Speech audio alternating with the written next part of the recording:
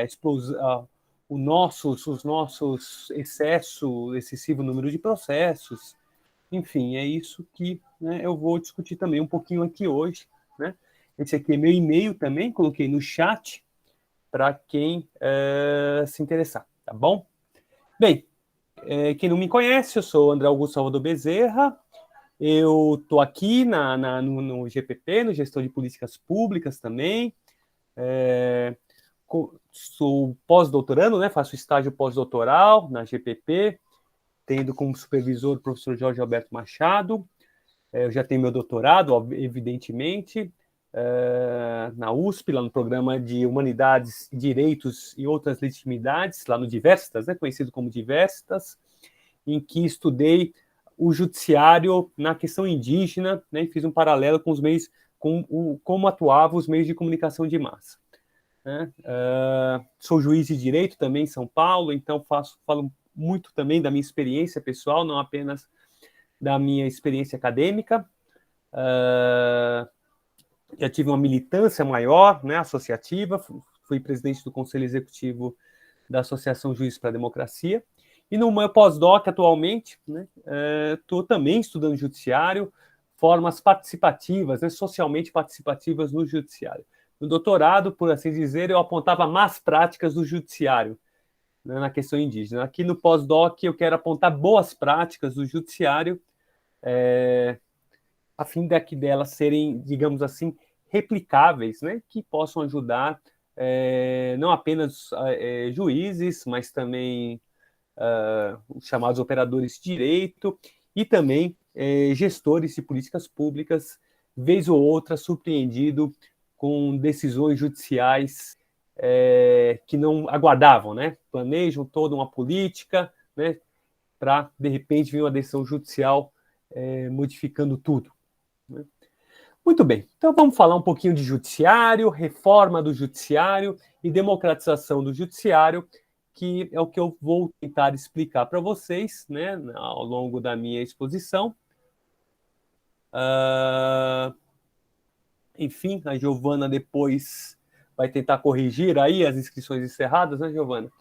Vamos lá. Eu vou iniciar minha exposição, né, sobre reforma e democratização do judiciário, lembrando uma data recente que todos nós, né, temos certeza que lembramos.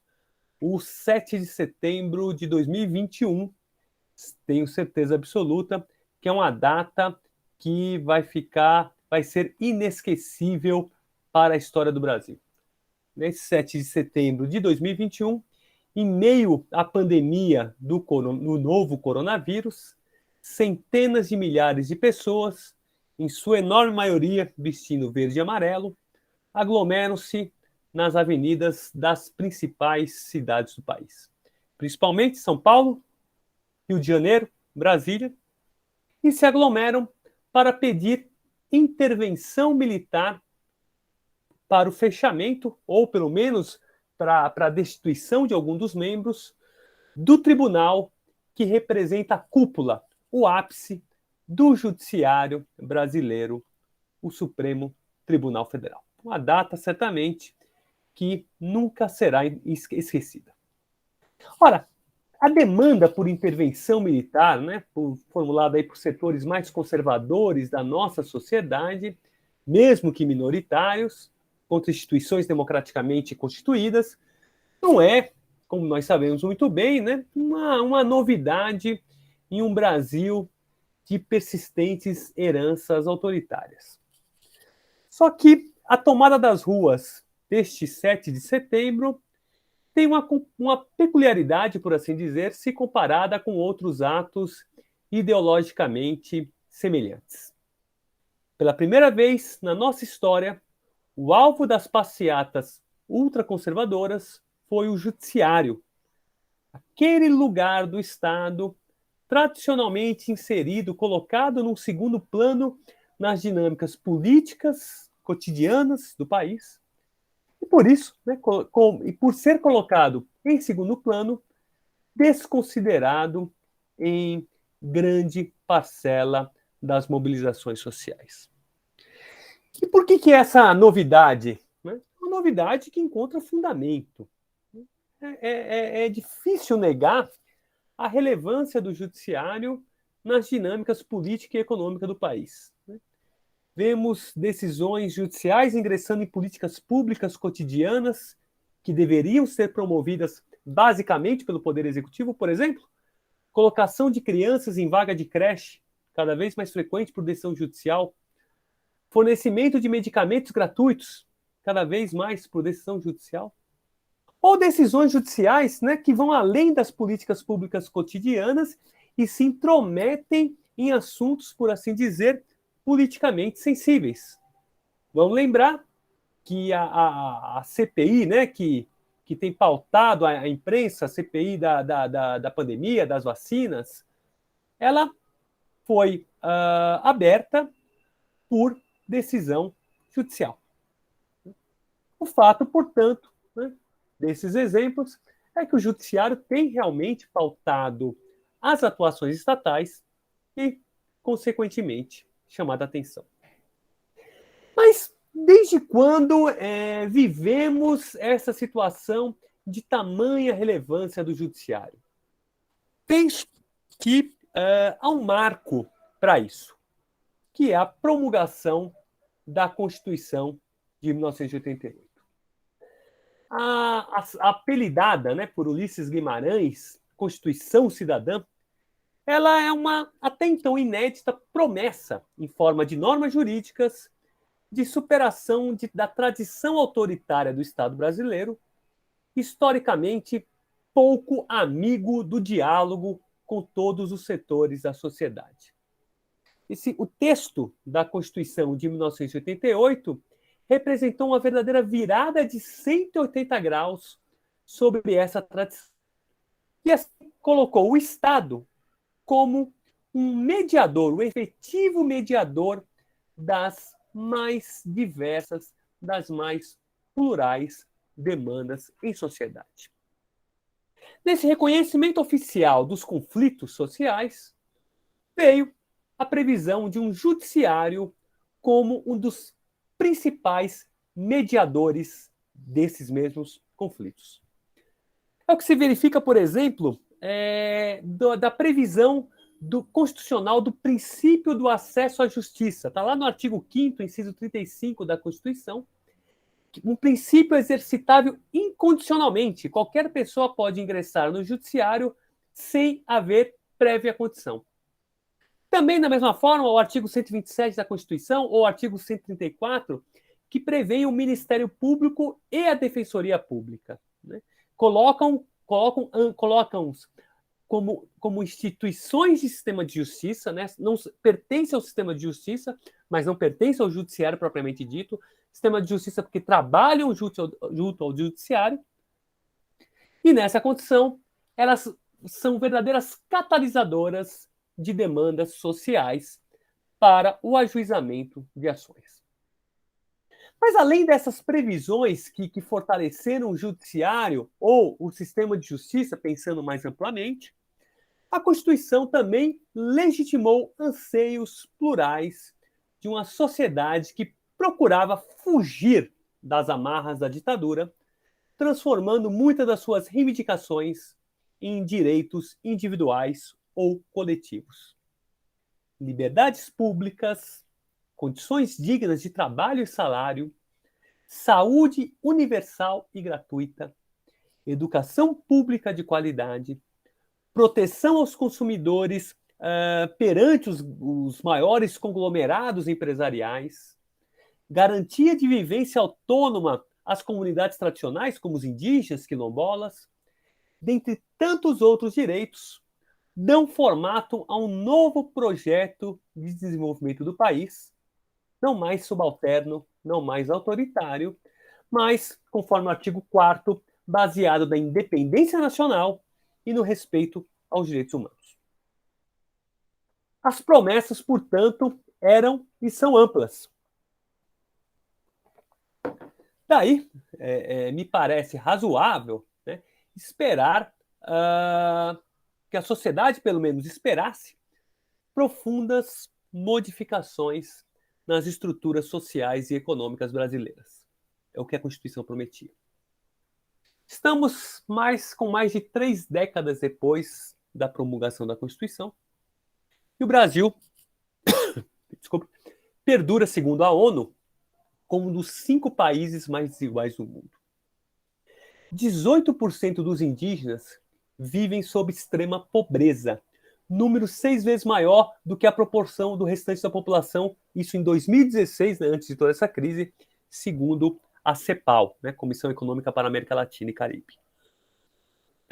Segundo o IBGE, os negros encontram-se entre os 75% mais pobres da população. No plano econômico, o Brasil não se desvencilhou da sua posição periférica de produtor de bens primários, né, via extração degradante e ambiental, a ponto de, em 2020, o agronegócio ter representado mais de 26% do PIB brasileiro, muito maior do que os 7,5% do PIB de 1970, ainda sob um setor industrial pequeno, relativamente pequeno, baseado na substituição de importações. Veja, então, que há, né, uma ampliação, né, da distância entre duas realidades. Primeiro, a realidade das normas jurídicas. Segundo, a realidade da vida. A realidade da vida não difere na essência da vida do Brasil periférico, do Brasil escravocrata, do Brasil exportador de produtos primários, do período da independência política de 1822. Lógico, não se tem aí a escravidão juridicamente legitimada pelo silêncio da Constituição de 1824. Mas hierarquizações sociais, hierarquizações econômicas perduram em que pese a realidade das normas constitucionais. Agora, é importante reparar que se a distância entre essas duas realidades foi ampliada pela Constituição de 1988, é porque os poderes executivo e legislativo, nos respectivos campos de ação, nas suas unidades federativas, não conseguiram atender politicamente as demandas sociais pela efetivação dos direitos com a rapidez que uma sociedade tão desigual como a nossa requer. Em outras palavras, executivo e legislativo não conseguiram cumprir as promessas constitucionais. Eis aí o quadro que desenho para vocês, que explica um possível fator para uma verdadeira descoberta cidadã do judiciário brasileiro, proporcionando formato ao fenômeno chamado por Boaventura de Souza Santos de explosão da litigiosidade. Cidadãs e cidadãos isolados, por entes da sociedade civil, por agremiações políticas, ou cidadãos reunidos em torno do sistema de justiça, demandando perante eles, com o Ministério Público e as defensorias públicas, passaram a procurar o judiciário para assegurar ou reparar direitos violados, abarrotando o judiciário de processos. Os números do movimento judicial traduzem o tamanho da explosão da litigiosidade do Brasil. Eu sempre indico para vocês o relatório Justiça em Números do Conselho Nacional de Justiça, está fácil, está acessível na internet, para quem quiser ter detalhes do número do judiciário brasileiro, ele é publicado ano a ano. Bem, e esse relatório Justiça em Números, né, revela que o ano de 2019, eu falo 2019, que é o último, que é aquele que iniciou a terceira década da promulgação da Constituição de 88, foi encerrado com mais de 77 milhões de processos em tramitação, sendo que mais de 30 milhões de processos novos, ou seja, processos que ingressaram apenas naquele ano. Esses dados impressionam ainda mais quando a gente considera que no último censo, né, efetivamente realizado e não apenas estimado do IBGE, que é o censo de 2010, apurou que a população brasileira é de 195,7 milhões de habitantes, ou seja, temos, né, considerando esses 77 milhões, mais de um processo para cada 3 habitantes. Há mais dados relevantes que eu gostaria de compartilhar com vocês. Eu cito o relatório 100 maiores litigantes. Esse relatório foi publicado apenas uma vez, infelizmente, pelo Conselho Nacional de Justiça, e foi publicado em 2012. Mas, apesar disso, quem vive a realidade do judiciário sabe que os dados dele não estão desatualizados.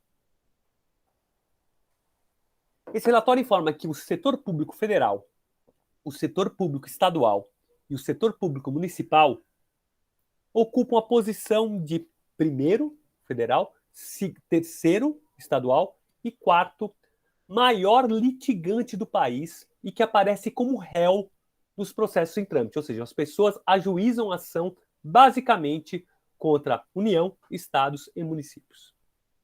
Na segunda colocação, né, entre, portanto, a União e os estados, encontram-se os bancos como réus, estando os setores de seguro e previdência privada ou de telefonia na quinta e na sexta posição. Ou seja, União em primeiro lugar, bancos em segundo, estados em terceiro, municípios em quarto, bancos em quinto, seguro, previdência e telefonia, né?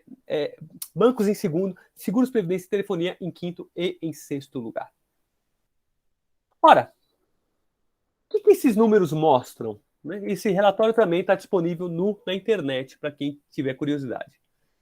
Mostra que existe uma procura majoritária pelo judiciário para exigir direitos daquele que cabe primordialmente sediar as disputas políticas ou realizar políticas públicas, objetivando a efetivação do que eu chamo de promessas constitucionais, as normas constitucionais. O Estado, por ele próprio, por suas fundações, suas autarquias, em todos os entes federativos, né? Que é o que o CNJ chama de setores federal, estadual e municipal. Mesmo nas hipóteses em que o poder público não ocupa a posição de réu majoritariamente, que é a segunda posição, quinta e sexta posição, estão no lugar entes privados que exercem atividade regulada pelo Estado. E que o Estado, né, não fosse principalmente as políticas de privatização, poderia igualmente, diretamente realizar na busca de assegurar direitos, por exemplo, direitos previdenciários, direitos dos consumidores. Lógico, importante ressalvar. São frágeis os dados numéricos prévios à redemocratização do país. Né? Então, não é possível que a gente confronte inteiramente toda a situação relatada, né, que eu relatei, né, com a conjuntura anterior à vigência da Constituição de 88. Mas, a partir de índices trazidos pelo IDESP, que é o Instituto de Estudos Econômicos, Sociais e Políticos de São Paulo, a professora Maria Tereza Sadek aponta que nos tribunais estaduais brasileiros, os chamados tribunais de justiça, cada estado tem o seu tribunal de justiça, o número de processos que ingressou em primeiro grau é a primeira instância, né, onde normalmente o processo ingressa, salvo exceções. Né, o primeiro juiz que aprecia o processo. O número de processos que entrou em 2002, ou seja, mais de 9 milhões de processos, mais do que dobrou em relação ao número de processos que ingressou em 1990, cerca de 3 milhões e meio de processos. 1990, um ano que a Constituição estava no tempo inicial de vigência ainda. 2002, não, já no período mais adiantado. Nesse mesmo espaço de tempo, enquanto o número de habitantes do Brasil cresceu 20% de 90 a 2002, o número de ações em primeiro grau cresceu 270%. Essa verdadeira descoberta de serviços judiciais levou, então, o judiciário ao centro dos debates políticos, né? Que diabo era esse judiciário? Qual era a função desse judiciário? Por que ele estava entrando em tantas questões relevantes? Lembro, para iniciar a contextualização dessas questões que eu coloquei, né, no ambiente pós-88, que o judiciário brasileiro é uma construção, né, já em sua gênese, de um país periférico, semelhante aos demais países latino-americanos. Ele foi moldado à luz dos sistemas judiciais europeus, ignorando-se formas de resolução de conflitos, por exemplo, dos indígenas ou das populações africanas que eram trazidas à força para o Brasil para o trabalho escravo. E no seu funcionamento cotidiano ao longo dos séculos, atuou coerentemente às suas origens e, portanto, a posição periférica de país, de Brasil. Né? Periférico perante o centro do capitalismo global, não incomodando as elites políticas e econômicas que se beneficiavam desse modelo.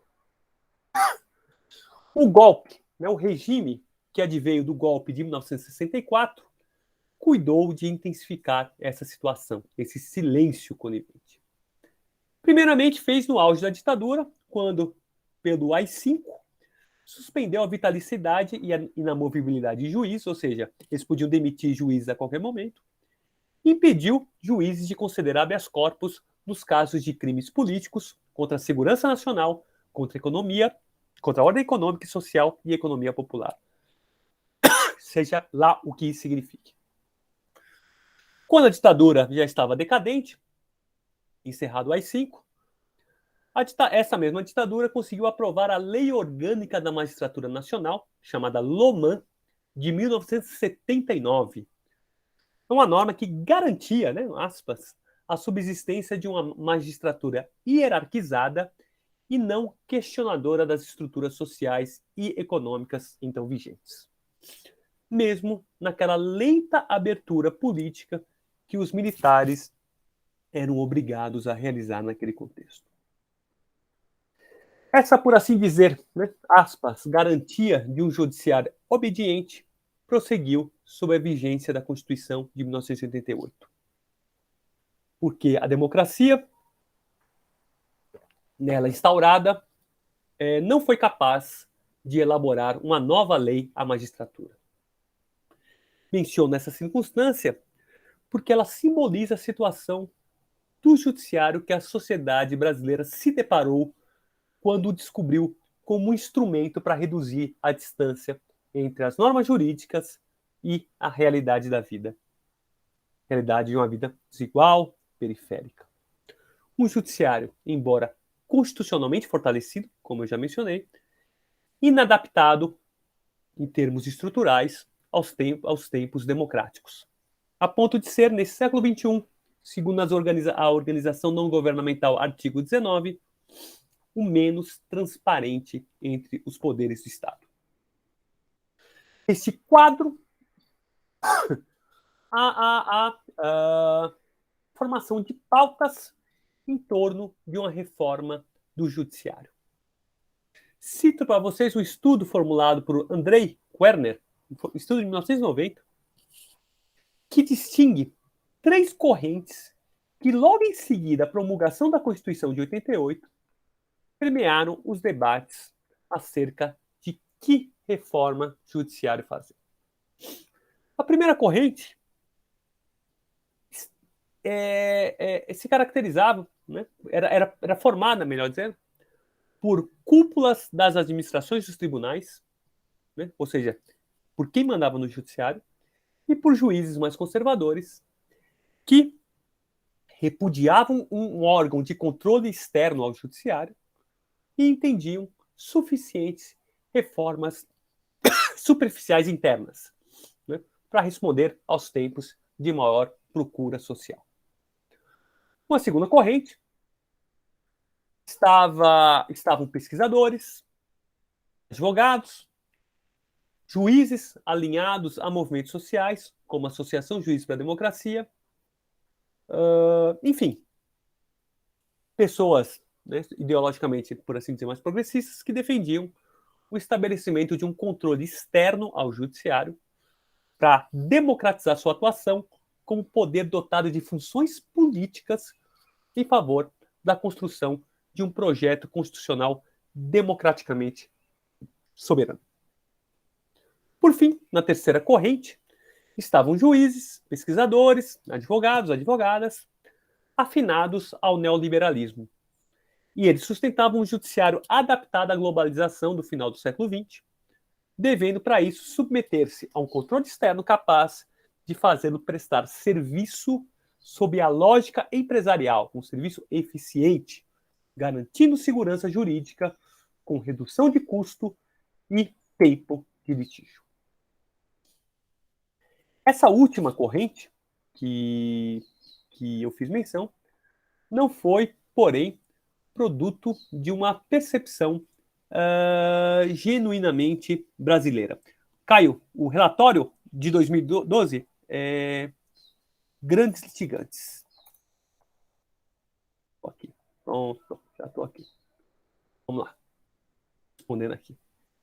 Bem, essa corrente neoliberal, como eu disse, não era produto de uma percepção genuinamente brasileira.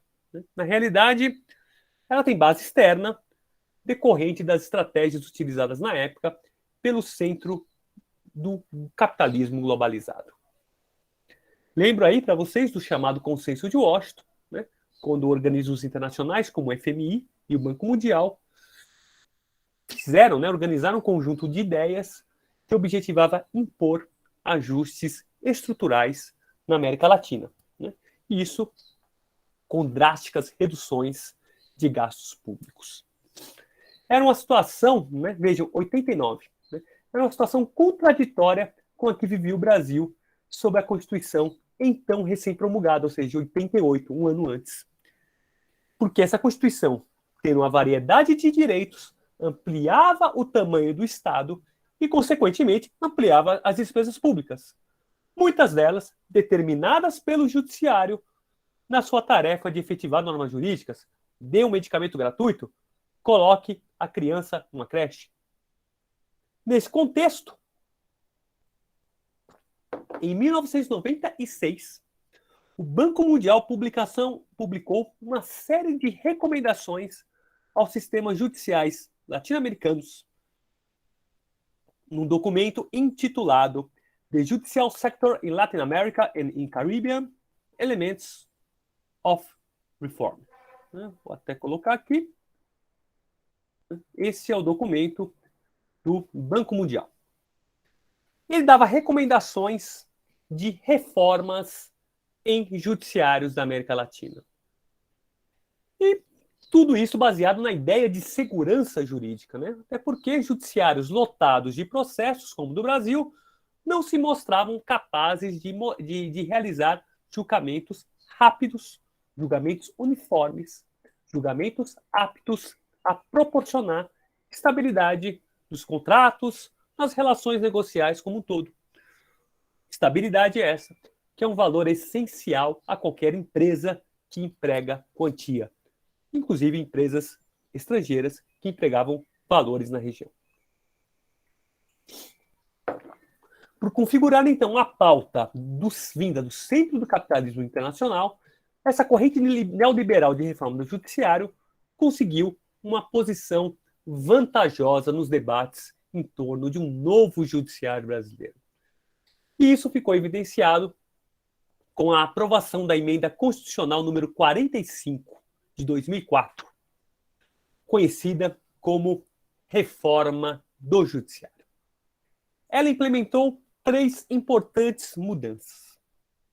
Primeiro, a previsão da duração razoável do processo. Princípio da duração razoável do processo como um direito fundamental, como um direito que está lá no artigo 5º. O artigo 5º é o que define a maior parte dos direitos humanos, dos direitos fundamentais.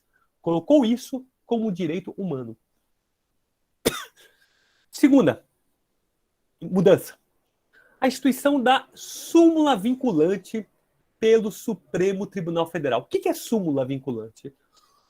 O Supremo Tribunal Federal, ele pega para si uma determinada polêmica jurídica, E para sair dessa polêmica jurídica mais rápida, edita uma súmula. Por exemplo, ele diz: bancos se submetem ao Código de Defesa do Consumidor.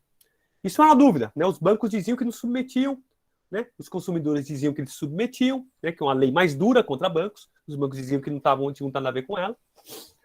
Até que o Supremo Tribunal Federal editou uma súmula vinculante dizendo que bancos se submetem. Essa súmula vinculante vincula não todos os juízes e juízas do Brasil e também a administração pública, ou seja, ela entra no poder executivo, né, de todas as entidades federativas, ou seja, União, Estados, municípios e Distrito Federal. A terceira reforma, mais importante, a instituição daquele órgão que eu já citei aqui, que é o Conselho Nacional de Justiça, o CNJ, responsável pelo controle administrativo e financeiro do Poder Judiciário e pela verificação dos deveres funcionais por parte de juízes. Ora, a pauta neoliberal, né, na reforma do Judiciário é intuitiva em relação às duas primeiras mudanças que eu mencionei para você. Né? Os elevados custos e insegurança jurídica advinda com a demora na duração dos processos, né, de um judiciário abarrotado, seria, então, a partir dessa emenda constitucional, combatida com o dever imposto a magistrados de encurtarem a duração dos processos a um prazo razoável, ou seja, o princípio da duração razoável do processo. Além disso, esses mesmos problemas, né, de insegurança seriam combatidos pela uniformidade de entendimentos jurisprudenciais via súmula vinculante do STF. De um pouco mais, aí seja um pouco uma análise um pouco mais detalhada, é o Conselho Nacional de Justiça. É um órgão, como eu disse, dotado de funções de planejamento estratégico e gestão administrativa, fiscalização disciplinar e correcional sobre magistrados. Pela redação da Emenda Constitucional 45, é composto por 15 conselheiros, 9 membros da magistratura, 2 membros do Ministério Público, 2 da advocacia e 2 cidadãos, cada um indicado por uma casa legislativa, Câmara dos Deputados e Senado. Dessa composição, né, é possível a gente enxergar o CNJ como um produto de um acordo político que, em princípio, atendeu a todas as correntes na pauta no debate sobre o judiciário. A mera existência de um lugar no Estado que controla o judiciário acatou tanto as demandas de quem defendia a democratização do sistema, quanto de quem sustentava a imposição de padrões de eficiência neoliberal, que é a segunda e a terceira corrente que eu mencionei para vocês. Por sua vez, a composição do órgão, ou seja, em sua maioria formado por juízes, atendeu sobretudo aos grupos mais conservadores, que, embora tendo de aceitar esse controle, que não queriam, conseguiram mantê-lo sob o exercício majoritário de juízes. Mas quando a gente examina os fins específicos do CNJ, percebe-se que foi a corrente neoliberal aquela que foi a aparentemente sair-se vencedora. A presença do texto da Emenda Constitucional 45, das expressões planejamento estratégico e gestão administrativa, como premissas que deveriam basear o controle realizado, mostra, a meu ver, o caráter gerencial que se pretendeu dar ao CNJ. As políticas judiciárias que se atribuíram ao órgão, né, ao próprio CNJ a partir de então, objetivariam a eficiência na administração da justiça, como se fosse componente de uma empresa, sem maiores preocupações quanto aos fundamentos da explosão da litigiosidade brasileira e as estruturas políticas do judiciário construídas na ditadura e inadaptadas à democracia projetada na Constituição. O resultado disso não tardou a se revelar. Em seu trabalho cotidiano de controle, o CNJ passou a se preocupar principalmente com o rápido julgamento das causas, como se fossem objetos de produção em série, decisões produzíveis em série. O que foi simbolizado por duas políticas inicialmente adotadas, que eu cito. A primeira é a promoção do incentivo à conciliação a todo custo, conciliação entre as partes. E a segunda é a imposição de metas de produtividade a juízes. No tocante, no que diz respeito à conciliação a todo custo, o ápice dessa política se deu em 2006, quando o CNJ inaugurou o projeto Conciliar é Legal. Em princípio, é uma atuação democratizante, né, porque ela dá às partes de um processo autonomia para elas resolverem seus problemas, independente da decisão final de um juiz. Né? O acordo entre as partes prevalece sobre a decisão do juiz. Em princípio, isso é democratizante. O problema é que isso se deu de forma massificada. Né? Realizaram-se em todo o país semanas de conciliação envolvendo milhares de processos, reunidos em mutirões. De modo que a utilização do projeto parecia objetivar a redução do número de causas e não, como eu falei, a autonomia das partes para a solução de litígios, independente do teor dos acordos. Acordos esses muitas vezes envolvendo partes profundamente desiguais. Por exemplo, um grande conglomerado empresarial, um grande banco contra um consumidor, morador da periferia, às vezes defendido por um advogado que ele conheceu na hora. Isso, evidentemente, a dificultar soluções efetivamente justas, né? Justas do ponto de vista social. O viés produtivista da segunda política, que é a política de metas, é, ao meu ver, né, mais explícito. Né? Ela teve início em 2009, né, partindo do pressuposto de que o judiciário é lento porque seus membros não julgam as causas rapidamente como se deveria. Portanto, em outras palavras, é um poder de baixa produtividade. Ora, podemos aí falar muita coisa do judiciário, né, muitas verdades sobre o judiciário, mas é difícil falar que é um poder de baixa produtividade, o judiciário brasileiro. No ano de 2019, ou seja, aquele mesmo ano que eu citei, que começou a terceira década da Constituição, juízes julgaram mais de 35 milhões de processos. O maior índice de produtividade, essa é a expressão utilizada pelo CNJ no relatório Justiça em Números, desde 2009. Só que nesse mesmo ano, esse mesmo ano foi encerrado com 77 milhões de processos. Né? Ou seja, por mais rápido que juízes julguem, o fato é que milhões de processos ingressam ano a ano no Brasil. Por isso, dessa situação que eu descrevi, defendo que não é o momento de se abandonar a pauta da reforma do judiciário. As necessidades que geraram essa pauta não foram encerradas. Só que, diante da insuficiência da emenda constitucional 45, né, da chamada reforma constitucional do judiciário, penso que é o momento de abandonar a pauta dos organismos internacionais para priorizar as permanentes violações de direitos em um país que tem uma democracia frágil como a do Brasil. Que caminhos, então, tomar para que essas reformas levem o judiciário a priorizar a efetivação dos direitos sobre a eficiência empresarial do Consenso de Washington? Né? É uma pergunta que eu faço. Defendo, né, e eu estou fazendo isso no meu pós-doc aqui na GPP, que uma possibilidade é voltar para o ano de 2011, quando o Brasil procurou uma inserção maior na geopolítica, aparecendo como um dos fundadores da Parceria para Governo Aberto, a OGP em inglês.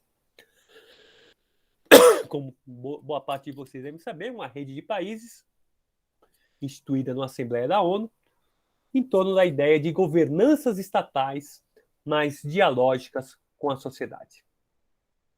A OGP, como também vocês devem saber, foi inicialmente pensada para aquele grande formulador das políticas públicas, o poder executivo, os governos, eleitos pelo povo. Só que, diante da busca social pelos direitos, né, que dá forma a essa explosão da litigiosidade, voltando à expressão do Boaventura de Sousa Santos, Essa defesa de maior diálogo do Estado com a sociedade, formulada pela rede, pela OGP, terminou por alcançar o judiciário, ensejando a construção do conjunto de práticas e teorias que compõem o conceito de justiça aberta. Tal como diz a autora argentina Sandra Helena, é uma ideia que propõe que o judiciário se submeta a reformas que se encaixe com 4 princípios fundamentais e que estão relacionados à base da própria OGP, né, da própria Parceria para o Governo Aberto. Inovações tecnológicas, transparência, prestação de contas e participação social. São princípios, portanto, que vão além da segurança jurídica. Né? O foco da justiça aberta é o reforço da legitimidade democrática do judiciário como uma resposta à ampla procura que lhes fazem os cidadãos em geral. Na busca desse foco, pode haver necessidade de modificação constitucional ou modificação na lei. Por exemplo, ampliar a participação social no Conselho Nacional de Justiça para que ele não tenha tantos juízes. Isso demandaria uma emenda na Constituição. Ou elaboração de uma nova lei que substitua a Lei Orgânica da Magistratura Nacional de 1979, ainda em vigor.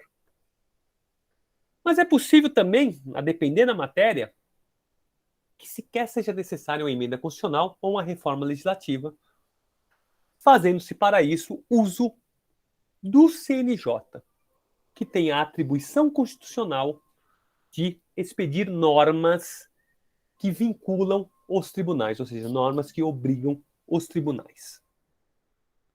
Algumas normas já editadas pelo CNJ confirmam essa, digamos, potencialidade democratizante.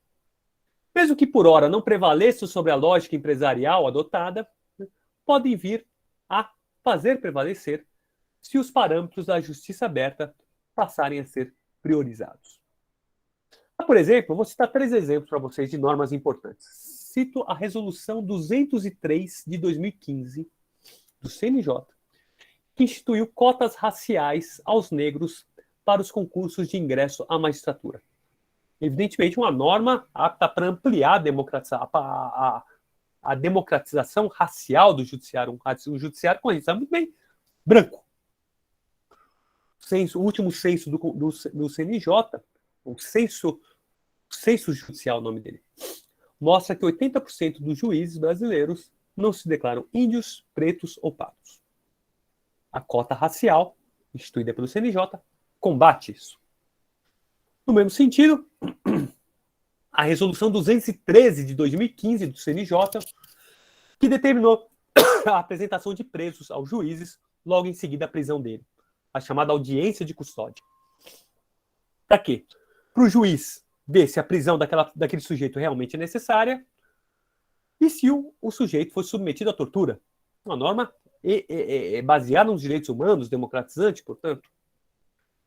E o terceiro exemplo é a Resolução 131 de 2019, que determinou procedimentos especiais para indígenas presos. Quando o indígena é preso, algumas cautelas devem ser tomadas pelos juízes, até mesmo para ver o grau, né, o quanto ele tinha conhecimento do ilícito, né, a depender da cultura desse indígena. Repare-se, né, dessas 3 normas que eu citei para vocês, que um órgão originalmente voltado aos interesses do Centro Econômico Global pode também ser utilizado para fins favoráveis a estratos sociais vulneráveis desde o Brasil colônia. Não há desses exemplos prevalência de uma lógica empresarial. A realidade, esses casos mostram que a vitória do Consenso de Washington na reforma do judiciário não foi uma vitória definitiva. O órgão de controle, o CNJ, ainda é um campo aberto de lutas em torno de quais reformas o judiciário brasileiro ainda deve se submeter. A posição de liderança, que o Brasil teve ao cofundar, né, a rede OGP, pensou que ela pode influenciar a adoção de uma posição autônoma na discussão em torno de um novo judiciário. Um judiciário democratizado, segundo os parâmetros da justiça aberta. Por exemplo, nada impede, ao meu ver, que uma norma do CNJ amplie as cotas raciais para indígenas, né? Ou que ela faça cotas para tribunais de justiça, ou seja, órgãos de segunda instância, né? Porque para essas cotas raciais de concurso da magistratura, para isso alcançar a segunda instância, vai demorar muitos anos. Sempre que um juiz passa em primeira instância, ou seja, antes de chegar, antes de julgar recurso, décadas e décadas. Nada impede também que o CNJ, né, determine que os tribunais façam escolhas, justifiquem de forma transparente escolhas administrativas, né? Ou seja, o orçamento para onde vai, para onde não vai, né? E verificar se esse orçamento, de fato, está conforme as demandas pela efetivação de direitos. Nada impede que o CNJ determine o maior controle da sociedade civil sobre os tribunais. Em suma, nada impede que o CNJ democratize o judiciário. Como, para encerrar aqui a minha exposição, né, eu acho importante ressalvar. Uma gestão eficiente, né, é de fato relevante. Né? Eu não nego a eficiência como um fim a ser adotado pelo judiciário. Mas eficiência não é suficiente. Se a Constituição promete um desenvolvimento baseado na independência nacional e no respeito aos direitos humanos, como está lá no artigo 4º da Constituição, é de esperar maior colaboração do judiciário para o alcance desses fins. No atual contexto aí, estamos... Ano que vem vamos comemorar 200 anos de independência do Brasil, né? Não podemos, penso eu, ter um judiciário estruturalmente subalterno ao capitalismo global, né? Como o é via consenso de Washington, semelhantemente àquele judiciário de 1822. Tá? Era basicamente isso que eu queria falar com vocês. Né? Se alguém tiver alguma pergunta, estou à disposição. Obrigado aí pela atenção.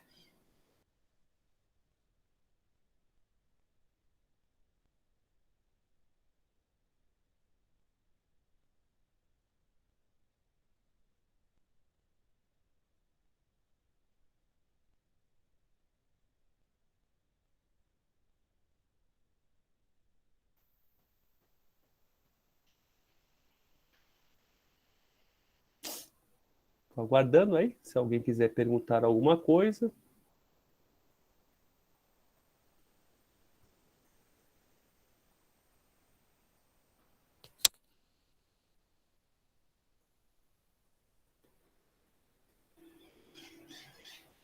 Tudo certo aí, então?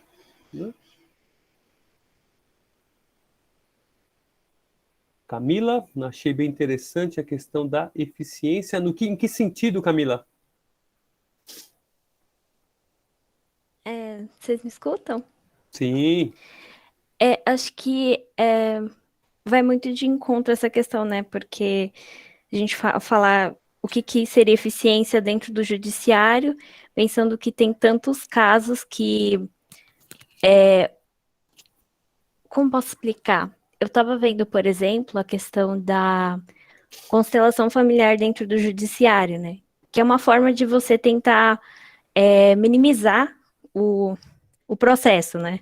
Você tentar criar essa conciliação entre as partes. Mas quando a gente fala em eficiência, a gente só olha os números finais, do tipo, terminou o processo, então foi eficiente.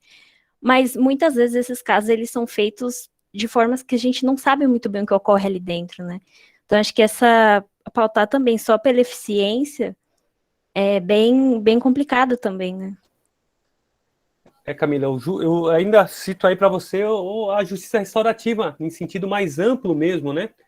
Que às vezes a solução não é rápida, a solução daquele conflito entre as partes ela requer lentidão mesmo, né, para as partes conversarem, né, para resolverem definitivamente aquele litígio, né, porque a sentença, né, às vezes uma sentença aí rápida, proferida rápida, né, tentar resolver logo a questão, ela às vezes vai insuflar o conflito, né, então, né, a rapidez às vezes, né, como já diz o ditado popular, é inimiga da perfeição. Não que tenha que ser lento sempre, né, mas ela não é um valor em si mesmo e um valor absoluto sempre a prevalecer. A Karen, né, algum artigo... Tá, eu coloquei um texto meu aqui, Karen, deixa eu colocar de novo, que eu acho que você não estava, eu coloquei antes de todo mundo chegar, esse texto aqui. É um artigo meu aí de um congresso aí que eu fiz, que eu participei lá na filosofia, e está um pouco desatualizado, que está antigo, né? Mas ele trata basicamente dessa questão aí, né? Da influência neoliberal, né? E da influência da burocracia neoliberal sobre o judiciário, né? Na verdade, o liberalismo ele retira, quando ele quer fazer eficiência, né, como um fim em si mesmo, ele termina por retirar o caráter político dos direitos, né? Os direitos têm um caráter político, né? Produtos de demandas sociais, né? E ele termina aí por, enfim, a burocratizar essas demandas, né? Em prejuízo da própria democracia.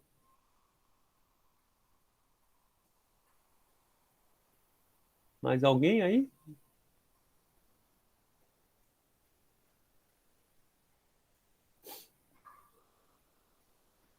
Tudo certo? Giovana já passou aí a lista de presença, né, Giovana?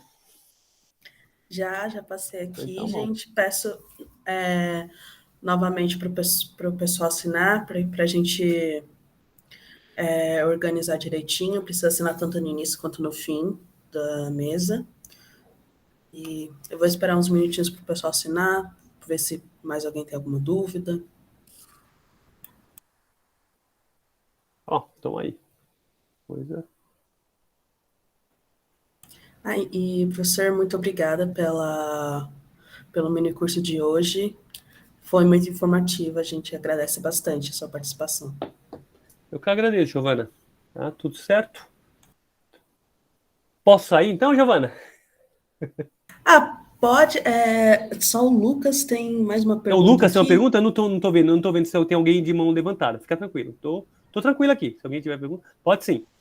Fiz meu TTC em outra graduação sobre parceria para o governo aberto. Pode fazer uma pergunta sim, Lucas. Sabe se tem novidade sobre isso, Lucas? Não.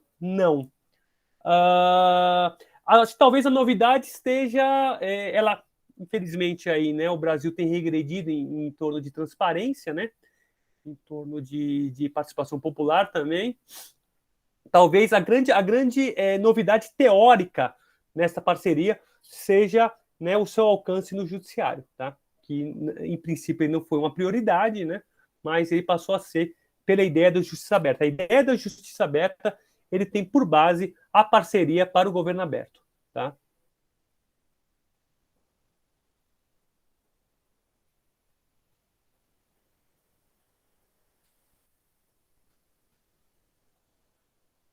Mais alguém?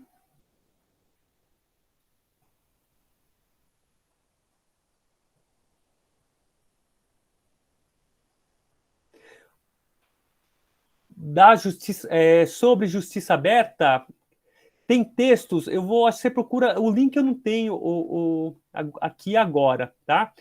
Mas eu vou te dar o nome da autora, tá? A Sandra Helena, que é a referência, tá? Os textos geralmente são em espanhóis, tá? Justiça aberta, né? E você acha fácil aí no Google, tá? Então aí dá para você procurar, aí tem bons textos dela, tem textos em inglês também, né? Open Justice. Open Justice é uma ideia dos países ingleses, né? Da Europa não continental, né? Mas chegou na América Latina, ela tem uma outra origem, enfim. Mas o que a gente chama de justiça aberta aqui na América Latina especificamente é baseada na parceria para o governo aberto.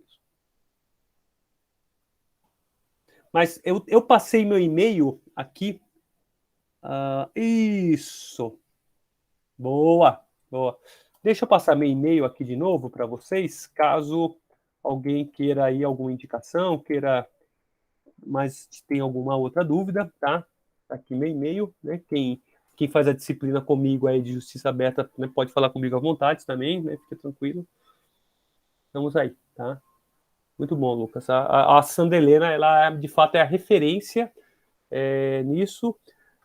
Aqui no Colab, né, algumas professoras e professores também têm estudado isso, né? Eu estou num grupo de Justiça Aberta dentro que faz parte do Colab, e a gente, inclusive, defende que isso é uma matéria nesse semestre, uma matéria optativa. A nossa ideia, inclusive, é aprofundar um pouquinho o Justiça Aberta, né, para ficar, por assim dizer, menos gerencialista ainda e mais socialmente participativa.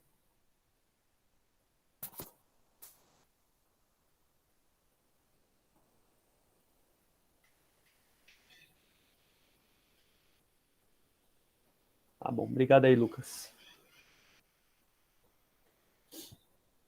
Alguém mais? Alguma dúvida, observação?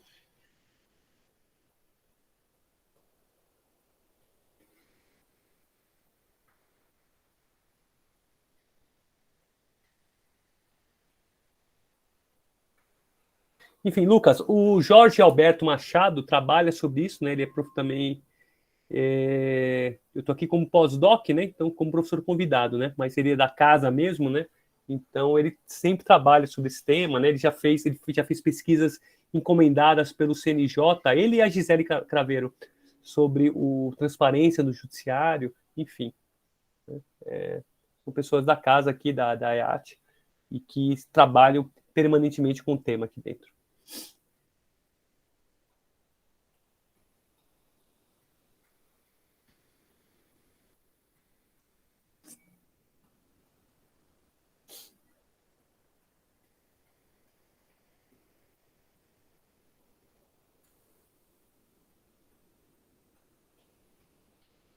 Alguém mais? Alguma observação aí? Deixa eu esperar um pouquinho no chat.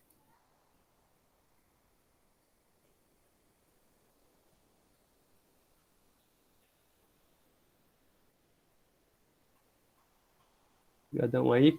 Obrigado aí mais uma vez por quem teve a paciência de, nessa tarde esquisita de São Paulo aí, né? Calor abafada, tá aqui conosco. Tá? Valeu aí, Lucas. Obrigadão aí. Tá? Enfim, né? Meu e-mail já está dado também, né? Quem quiser entrar em contato comigo, tá? Eu estou à disposição, tá certo? Obrigadão aí para todo mundo. Deixa agora as perguntas encerradas, né, Giovana? Acho que está encerrado, então, gente. Obrigada pela mesa de hoje. Obrigado, professor. Eu vou encerrar aqui a gravação.